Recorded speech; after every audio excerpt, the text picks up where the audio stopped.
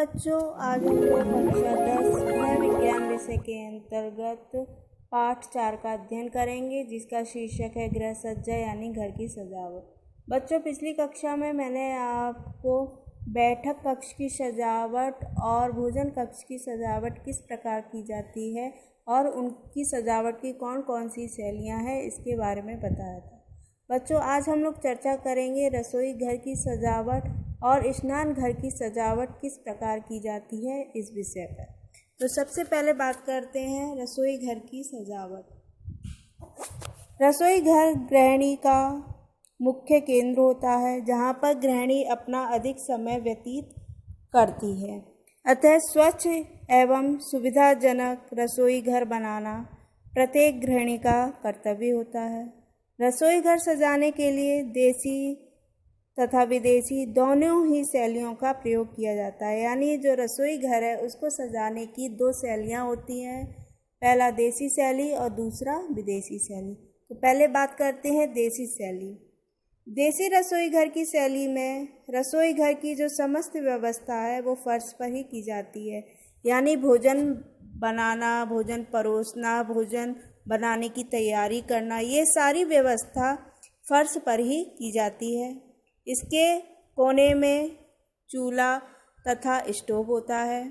इसमें धुआं निकलने की भी व्यवस्था होती है। खाद्य सामग्री उठाने तथा रखने के लिए बार बार गृहिणी को उठना और बैठना पड़ता है, जिससे उसकी अधिक शक्ति का व्यय होता है और थकान जल्दी होने लगती है। देसी शैली के रसोई घर में एक अलमारी होनी चाहिए, जिसमें बर्तन आदि रखे जा सके। नल की व्यवस्था भी निकट ही होनी चाहिए। रसोई घर में हवा एवं प्रकाश की व्यवस्था के लिए खिड़की रोशनदान का होना भी आवश्यक है। अब है विदेशी शैली, यानी रसोई घर की सजावट विदेशी शैली द्वारा किस प्रकार की जाती है। विदेशी शैली को ही हम आधुनिक शैली भी कहते हैं। रसोई घर की सजावट आजकल विदेशी शैली से करते हैं। विदेशी शैली से बने रसोई घरों में कम समय और कम शक्ति हमें व्यय करनी पड़ती है। विदेशी शैली के रसोई घरों में भोजन खड़े होकर बनाना पड़ता है। विदेशी शैली के रसोई घरों में गंदे बर्तन धोने तथा रखने के लिए सिंक होती है।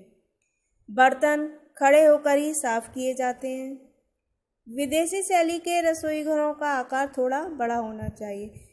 रसोई घर की 2 या 3 दीवारों पर 2 फीट चौड़ी स्लैब सीमेंट या मार्बल की बनवाई जाती है, ताकि भोजन खड़े होकर सुविधापूर्ण बनाया जा सके।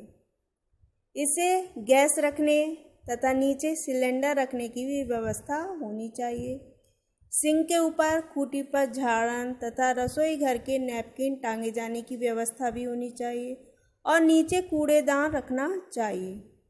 सभी सामान ऊंचाई पर होने से सफाई भी आसानी से हो जाती है। रसोई घर में प्रकाश की उचित व्यवस्था भी होनी चाहिए, यानी रोशनी का प्रबंध अच्छे से होना चाहिए। स्लैब के ऊपर एक तरफ बिजली का स्विच होना चाहिए, जिससे हम मिक्सी, टोस्टर, फ्रिज आदि का प्रयोग भी कर सकें।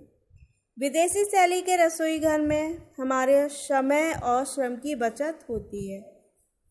बच्चों, पहला चित्र है देसी शैली का रसोई घर, जिसमें खाना बनाना और खाना परोसना, भोजन बनाने की तैयारी सभी कुछ फर्श पर बैठकर ही की जाती है। नंबर 2 है, दूसरा चित्र है विदेशी शैली का रसोई घर, जिसमें बड़ा सा रसोई घर है, यानी रसोई घर का आकार बड़ा है। चारों तरफ स्लैब बनी हुई है। स्लैब के ऊपर गैस और नीचे सिलेंडर रखने की व्यवस्था है। अलमारियां बनी हुई हैं, जिसमें खाद्य सामग्री, मसाले, डिब्बे आदि को रख सकते हैं। स्विच बना हुआ है, जिससे हम मिक्सी, टोस्टर आदि का प्रयोग भी आसानी से कर सकते हैं। सिंक बनी है, जिसमें हम बर्तन भी धो सकते हैं। अब है स्नान घर की सजावट। स्नान घर की सजावट भी 2 शैलियों द्वारा होती है। पहला है देसी शैली और दूसरा विदेशी शैली। देसी शैली। स्नान घर की देसी शैली के अंतर्गत जो भारतीय लोग हैं वो साधारणतः पटरे व चौकी पर बैठकर ही स्नान करते हैं। चौकी, खूंटी, शीशा आदि ही स्नान घर के फर्नीचर होते हैं। बाल्टी, लोटा, मग, साबुन, तेल आदि रखने के लिए अलमारियां होती हैं। प्रकाश व धूप के लिए खिड़की व रोशनदान का होना भी आवश्यक है। पानी के लिए नल अंदर होने से कपड़े धोने व नहाने में सुविधा होती है। नंबर 2 है विदेशी शैली। स्नान घर की विदेशी शैली में चीनी या सीमेंट का एक बना हुआ बड़ा टब होता है जिसके ऊपर फव्वारा लगा होता है। एक और हाथ धोने के लिए वॉश बेसिन होती है, उसी के ऊपर शीशा लगा होता है और एक और वस्त्र टांगने के लिए रॉड भी लगी रहती है जिस पर हम वस्त्र और तौलिया आदि टांग सकते हैं। कुर्सी व टब के पास पैर पहुंचने के लिए एक पायदान होता है, उस पर पैर पहुँच कर ही हम टब के जल में प्रविष्ट होने से जो टब का पानी है वो गंदा नहीं होता है। रॉड पर एक और स्वच्छ तौलिया टंगा होना चाहिए।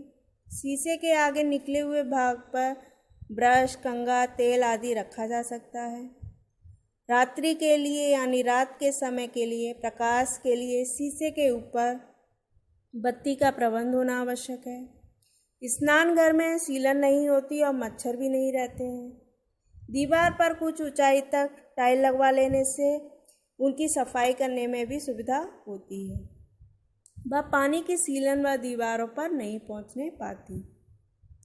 ये पहला चित्र है देसी शैली का स्नानघर जिसमें बाल्टी, लोटा, चौकी, टब आदि है जिस पर बैठकर स्नान किया जाता है। ये दूसरा चित्र है विदेशी शैली का स्नानघर जिसमें एक टब है जिसमें नहाया जाता है, वॉश बेसिन है, शीशा है, रॉड है आदि। धन्यवाद।